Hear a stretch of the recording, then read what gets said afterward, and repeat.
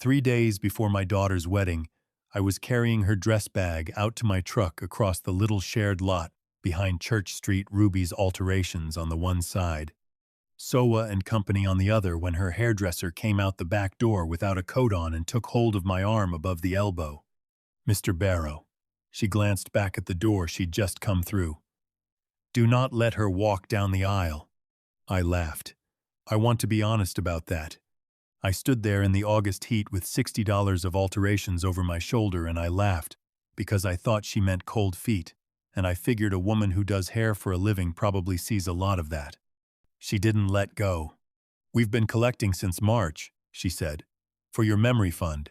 It's up to $9,400. The dress bag slid off my shoulder, and I caught it before it touched the asphalt.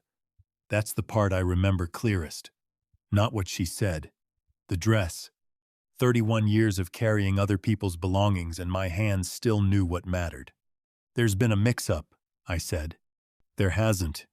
Renata. I'd known her 11 years, since she bought the shop from Carl Whitmire, and I don't believe I'd ever used her first name to her face before that afternoon. Somebody's got their wires crossed somewhere. I'm fine. I'm standing right here in front of you. I know you're standing right here." She still hadn't stepped back. The church circle gave in June. $1,100 in one envelope. "Mrs. Pettigrew put 300 of it in herself and told me to tell Shannon she'd been praying over you every night since Easter." The heat came up off the blacktop and through the soles of my shoes. "Collecting from who?" I said. She folded her arms across herself then, the way a person does when a parking lot in August has somehow gotten cold, and she looked at the ground between us. "I'd have to go through the bag," she said. "I carried mail in this town for 31 years. The last 19 on one loop, Willow, Ash, and 6th, up on the north side where the sidewalks give out and the driveways get long. You learn a route the way you learn a song. You know which storm doors stick, and you know the house where the woman comes out with her outgoing because what she actually wants is 90 seconds of somebody. And you learn the dogs. There were 11 on my loop the year Shannon turned 5, and she decided, the way a 5-year-old decides things, that the dogs were her department.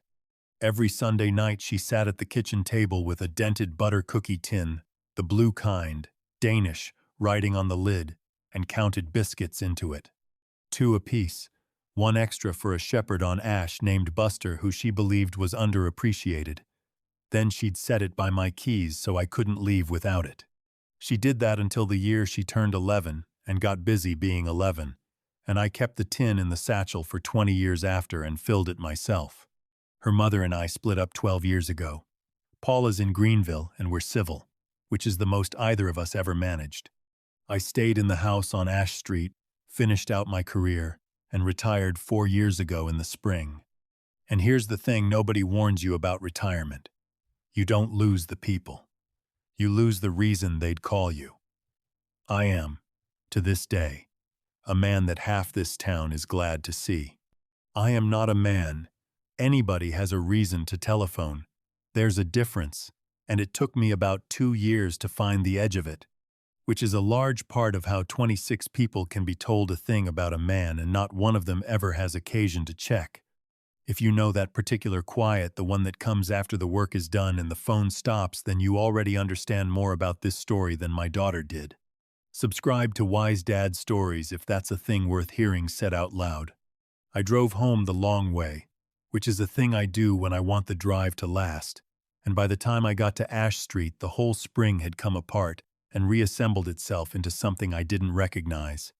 There was a Saturday at the Ingalls in May, when a woman from the Methodist church put her hand flat on my forearm in the produce section and told me to take care of myself. Not take care. Take care of yourself, with a weight on it. She patted my arm twice and went off with her cart. People had gotten louder around me. That's the one I can't believe I missed. Not everybody. Just enough of them, and only the ones who'd known me a long time, which is exactly backward from how volume is supposed to work. And in June, my daughter had told me about the rehearsal dinner. She told me the way you tell somebody a thing that's already settled. 7 o'clock, the barbecue place out on Canoga, And I'd said that sounded fine, and only that night did I work out. I'd heard it 11 days after everybody else, because Bud Ashworth mentioned it to me first in the senior center parking lot, and I'd covered for not knowing. I called Shannon from the kitchen. It rang out. I called again 20 minutes later, and it rang out again. And my daughter is a woman who answers on the second ring at 11 at night. So I went and got the box. 2 weeks earlier, she'd asked me to pack up some things for the reception. Old photographs, the framed one of my father in his uniform, a couple of route maps, my 30-year pin. She'd said it was for the memory table, and I'd said sure. And I hadn't asked what a memory table was, because a man doesn't ask his daughter to justify wanting his old pictures at her wedding. I'd put the tin in that box, right on top, so it wouldn't get crushed. The box was in the hall closet where she'd left it after she came by to look through it. The photographs were there. The pin was there. My father was there in his uniform, 22 years old and squinting. The tin was gone. She called me back at 10 that night, and I need you to understand how ordinary it was. She was warm. The florist had moved the delivery to 11. She asked about my suit at the cleaners. And then she told me twice, in 2 arrangements of words, that the ceremony was at 2 o'clock the second time, slowly, the way you hand a time to somebody you're not certain will keep hold of it. Shannon, I said, what's a memory table? There was about a second and a half of nothing on that line. It's just photographs, Dad, she said. Go to bed. And she was gone before I could ask her the other thing, which was where my tin had gotten to. Renata opened the shop for me at 7 the next morning, before anybody came in. She hadn't slept. You could see it. She set a paper grocery bag on the counter and put both hands flat on either side of it like it might go somewhere. I'm not going to sit here and tell you I got tricked, she said. You should know that up front. I've been the drop-off since March. Keeping it in one place was my idea. Inside the bag were envelopes. Not a ledger, not a spreadsheet, nothing anybody had typed. Just envelopes with names on them in ballpoint, some in cursive, and every one of them a person. That's what got me. It wasn't money in there. It was a list of doors. One of them was in block letters, in pencil, pressed hard enough to emboss the back. I took that one out and opened it myself before Renata could tell me not to. 12 $1 bills and a piece of notebook paper folded into quarters, and on the paper it said, "For Neal Barrow, who gave my dog a biscuit." I didn't know whose it was. 11 dogs across 19 years, and some child had counted $12 out of a drawer for me, and I could not put a face to him. I folded it back along the same creases and set it on the counter, and I had to stand there a minute. $7,200 in cash, another $2,200 in services. She'd talked people into $1,200 of her own, the whole bridal party's hair. $900 from a photographer in Flat Rock who halved his rate on a handshake, and a woman doing the cake at cost. And that's the 9-4, I said. That's the 9-4. How much of the cash is still in the bag? She didn't answer right away. She took the rubber band off a smaller bundle and squared it against the counter twice before she spoke. 1,300, she said. I did the arithmetic the way you do when you already know the answer and you want the numbers to argue you out of it. $5,900, gone into a wedding, between March and the 3rd week of August. There's one more thing you're going to ask me, Renata said, so I'll say it first. In April, I told her we should put it online. One of those pages. I said we'd have 3 times as much inside a month, and people could give what they could without anybody watching. And she said no. She said her father was a private man. Renata's mouth did something unpleasant. She said you'd hate the whole town looking at you. And I thought, Neal, I thought that was the kindest thing I'd ever heard a grown child say. I sat with that. A page online can be seen. That's the entire point of one. Seen by anybody, including a man on the north side who checks his email twice a day and would have found it inside a week. Envelopes cannot be seen. Envelopes move between 2 people and nowhere else. Whose name's on top? I said. Renata reached in without looking, which told me she'd known that answer since March. Dot Ferris, she said. $200. Dorothy Ferris is 81 and lives in the third house on the old Willow Loop, the brick one with the carport a foot too short for her car. She gets $1,140 a month and has for as long as I've known her. Every December she left a card in the box with a $5 bill in it, and every December I put the 5 back in the card and the card back in the box, and neither of us ever mentioned it. 19 years of that. Now I have to tell you the part I'd been walking around all morning. In February of last year, I was standing at my own kitchen counter, and the right side of me stopped taking instructions. That's the only way I know to put it. My arm went somewhere I didn't send it, and the words in my mouth came out in the wrong order, and I sat down on the floor because sitting down seemed better than the alternative. It lasted about 40 minutes. By the time we got to Pardee, it had let go of me entirely, and I walked into the emergency department under my own power, feeling like a fraud. They kept me overnight and did the scans, and the neurologist came in the next morning and said the words for it. What it amounts to is a warning shot. Aspirin, a statin, blood pressure watched, cleared to drive. Nothing since. Not 1 minute of anything. 18 months and counting. I called Shannon that night because she lived 11 minutes away and her mother lived 2 hours. She sat in that room until 4 in the morning in a chair that folded out wrong, drove me home the next day, and made me eat something. And in my driveway I asked her not to tell anybody. I said it just like this. Don't turn me into a project. She said, okay. And for 18 months she kept it not a word to her mother, not a word to Bud, not a word to anybody in this town. I have carried that around as the proudest thing my daughter ever did for me. When people asked how she was, I'd think, that girl can hold something. Renata was still on the other side of the counter with her hands on the bag. I need to ask you something, I said, and I need you to think before you answer it. Did she ever say the word? Any word. Did she ever tell somebody straight out what was wrong with me? No. Renata said it fast, and then she stopped, and I watched her go back through 5 months in her head and find something. Once. When? May. In the vestibule at Mill Creek, after the second service. Dot Ferris got hold of her arm. Dot does that. She got hold of mine at Easter, and she asked her, straight out. She said, is that why you moved it up? Is it his memory? The shop was very quiet. Somewhere behind the wall a compressor kicked on. And Shannon said yes, Renata said. 4 or 5 of them were near enough to hear it, she told me, and nobody said anything after. You don't. A young woman says that in a church vestibule and the room folds around her and the thing is true forever, because it's been said out loud by the daughter in front of witnesses, and there is no version of this world where somebody then goes and asks the father. The wedding was supposed to be in April. It got moved to August in a group email in February, 4 days after I came home from Pardee, and the email said it was a family decision about the venue calendar. And I remember reading it in this kitchen and thinking that was a lot of trouble to go to over a room. Here's what I understood standing in that shop, and it's not the thing you'd think. I didn't understand my daughter's plan. I understood my own 18 months. Every time in a year and a half that I had looked at Shannon and thought she kept it, every one of those was wrong. She hadn't been keeping it. She'd been holding it. Those are different verbs, and I'd had the wrong one the whole time. She wasn't protecting a secret. She was minding an asset.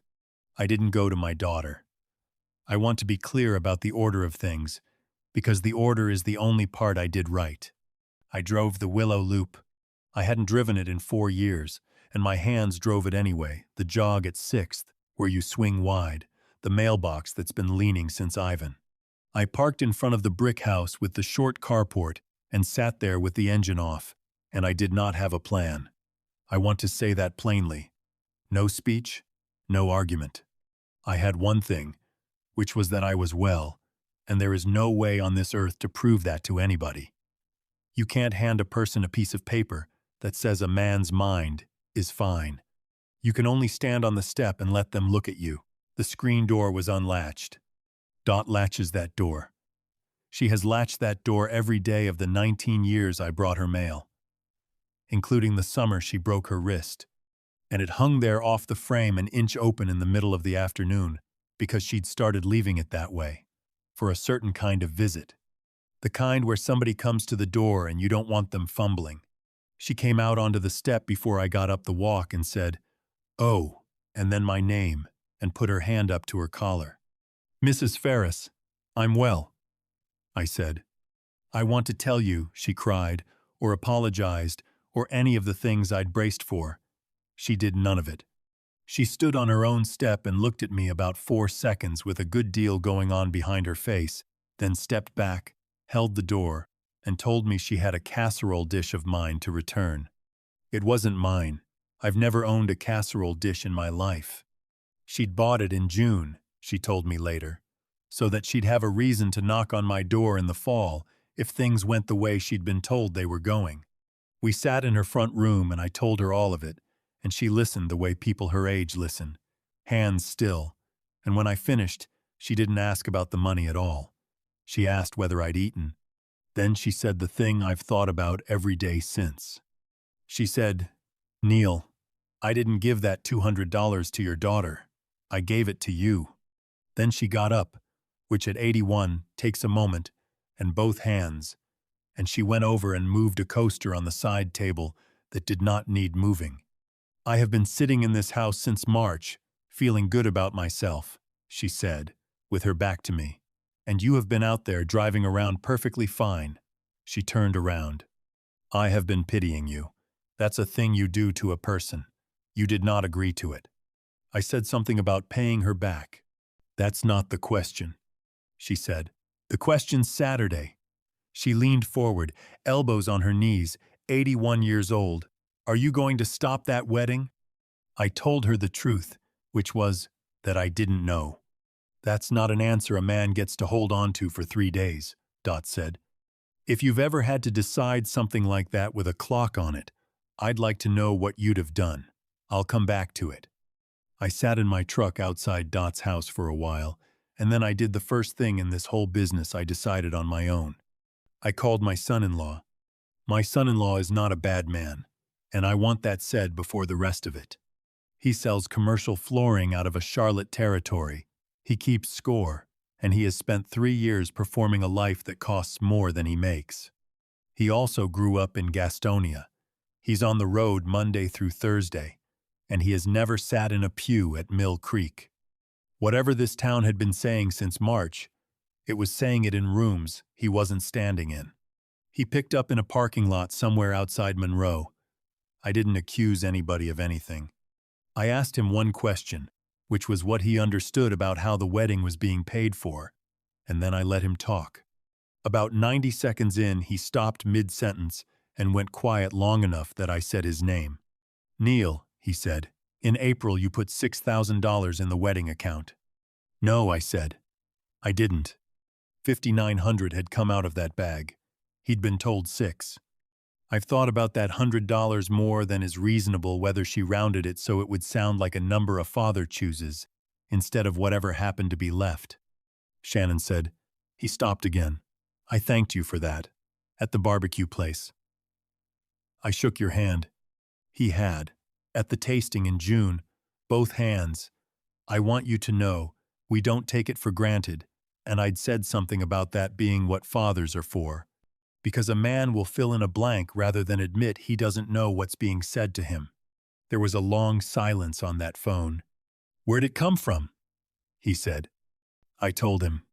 The vestibule, the envelopes, the $12 in pencil, and the name on top of the bag, an 81-year-old woman on the north side who lives on $1,140 a month. I heard him breathe out, and something in my son-in-law came loose that hasn't gone back. He didn't defend her. That's what I noticed. 3 years of that man defending my daughter to anybody who breathed wrong in her direction, and he stopped in the middle of doing it and never picked it back up. Shannon called an hour later. She'd heard about Dot's house. She led with love, and I believe that part was real sick about it since March, trying for weeks to find a way to tell me, and I sat at my kitchen table and let her get all the way to the end of it. Then she moved to logistics, and that was the tell. That's how she's always been. Grief for 90 seconds, then a plan. The plan was this. I come Saturday, I wear the gray suit, I stand where I'm supposed to stand, I walk her down the aisle and smile at Trey's mother. And after the honeymoon, once the gift money's in, she pays back every person, every dollar, personally. It's 3 days, Dad, she said. 3 days and then I'll fix it. You'd be doing this to me, not for them. Dot Ferris doesn't need that money on Friday.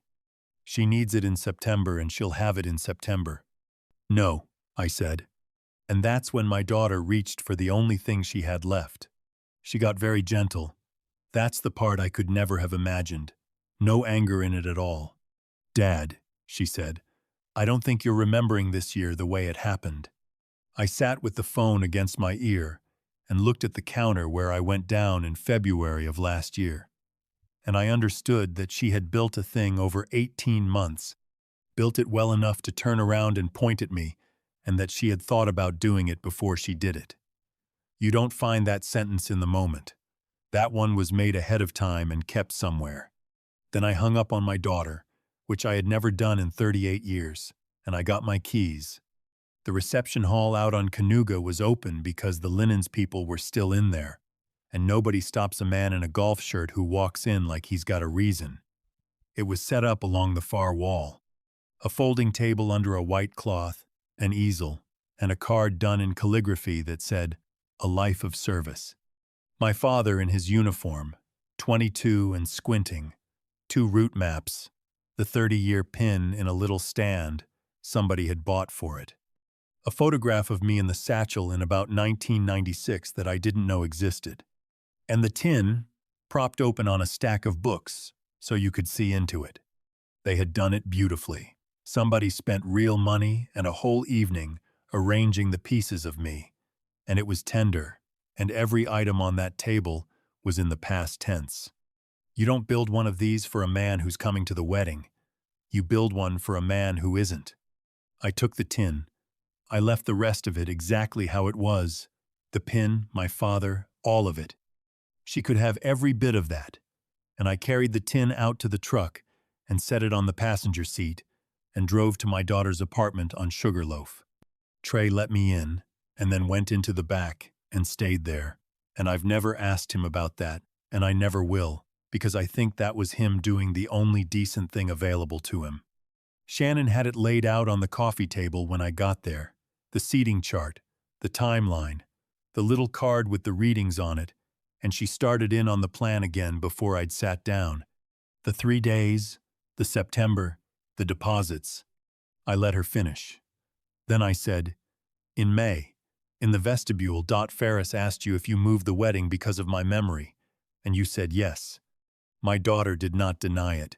She had 5 or 6 seconds to, and she didn't use them. She looked at the seating chart on the table and her chin went, once.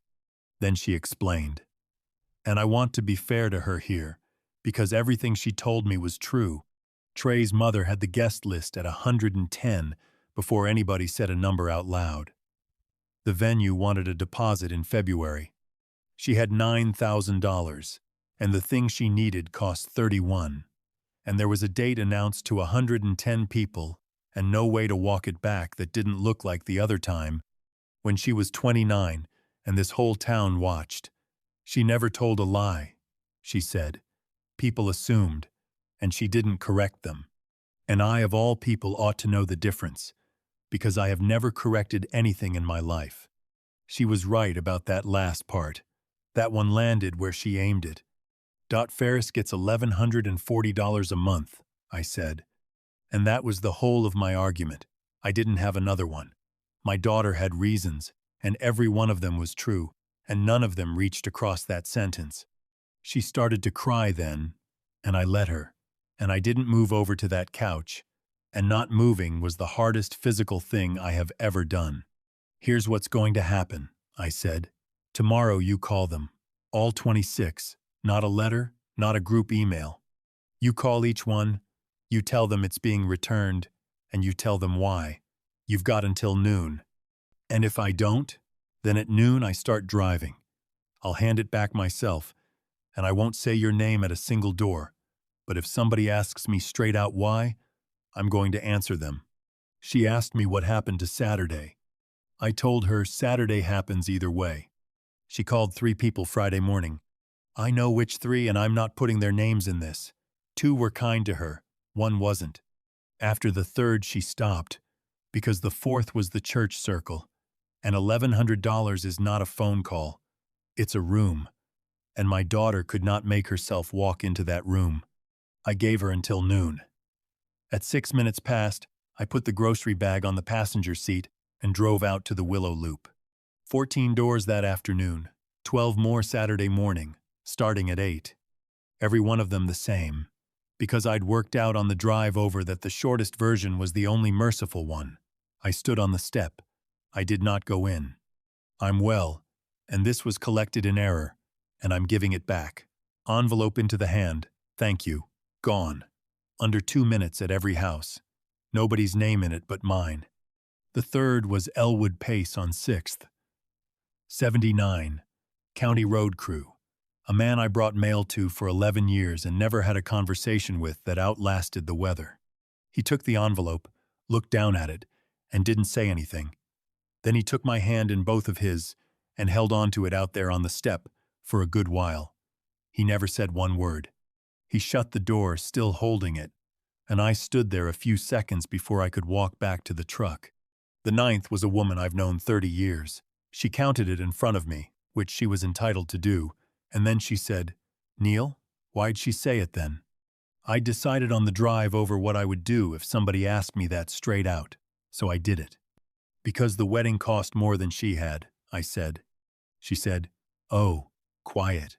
And then she moved the door about 4 inches toward closed, not shutting it on me, just resting her hand along the edge of it. And I understood that she was going to lower her voice around me for the rest of my life, regardless, that a correction does not uncorrect anything, and that this was simply the price of the afternoon and there was no getting underneath it. 2 wouldn't take the money at all. Hendrickson on Ash stepped back with both hands up like I'd come to serve him papers, and a widow down the Willow end told me twice that she had meant it, which I know she did. I put both envelopes in their mailboxes, which I'd like the record to show is the one thing on God's earth a retired carrier is not supposed to do. Dot Ferris wouldn't take hers either, the first time. She took it Saturday morning, when I came back around and told her I wasn't going to leave her step until she did. I started at 8 that morning, and I was finished by 10:30, which left me 3 hours in a gray suit. $1,300 came out of the bag. The other $5,900 came out of my credit union account, which had $12,400 in it, and a roof quoted at $11,008. I couldn't give back the rest, and that's the part nobody tells you. Renata had done $1,200 of hair with her own 2 hands, and there is no undoing labor. The photographer's discount was a handshake, and handshakes quietly become rates. The church circle took their $1,100 back and voted that same evening to send it to the meal program instead, and Mrs. Pettigrew called to tell me so and to ask, in a completely different voice from the one she'd used at Easter, whether I'd come by for coffee. The wedding went ahead. 110 became about 40 inside a day, and nobody made an announcement, which is exactly how a town this size does its business. I was there Saturday at 2 o'clock at Mill Creek Methodist, in the gray suit, in the 4th row. I did not walk my daughter down that aisle. I thought about it for 2 days, and here's where I came out. Every person in that sanctuary knew by then, or knew enough. If I'd stood up at the back and put her hand through my arm and walked her up in front of all of them, I would have been telling every one of them that what was done to them was fine. A family matter, squared away. Stop thinking about it. My arm would have said that.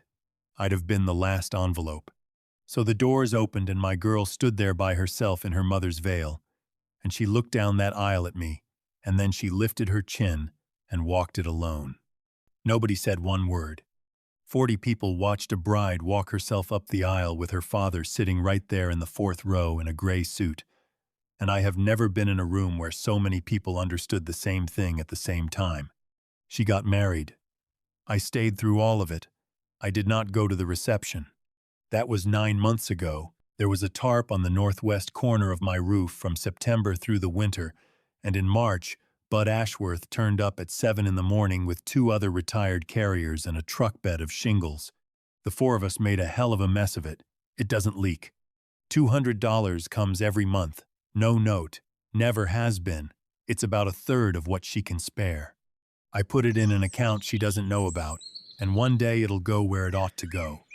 Trey and I talk more than we used to. In June, she asked to ride the Tuesday route with me. 26 doors, meals for the county, and I said yes.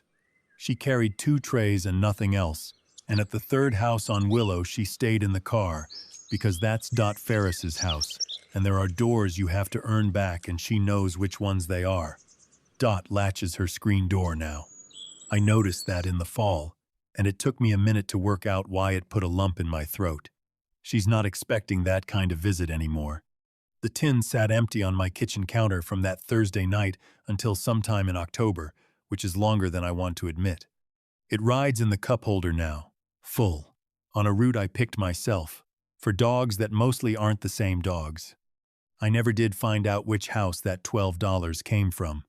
I've quit trying. I just keep the tin loaded. I'd like to ask you something, and I mean it as a real question, because I still turn it over. Should I have walked her down that aisle?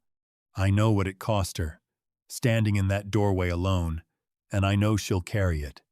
I also know that if I'd stood up, 26 people would have gone home believing a father can be spent like money, and it's all right in the end because he's family. I don't know. Tell me what you'd have done. If stories about fathers who finally stop letting the story be told for them are worth your time, subscribe to Wise Dad Stories. There's another one waiting.